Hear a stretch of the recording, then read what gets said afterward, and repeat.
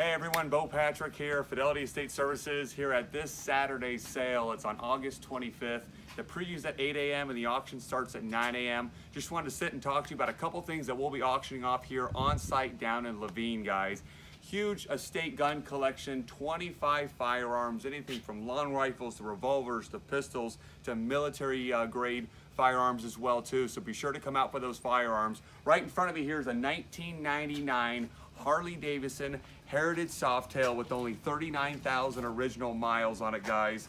The family had upgraded the chrome pipes, a lot of the chrome caps, have done a lot of extra additional work on this. This bike is built up for travel right now. As you can see, all the extra storage and luggage that's on here, all of this can come off. If you're just zipping it around town or bar hopping, anything of that nature, you can take these bags off, and they've got the sissy seat in the back as well too, and a lot more parts if you come up here that you'll see on this table. These are the original pipes. The upgraded ones are on the bike as well too. Here's an additional tank and more seating for the bike as well too.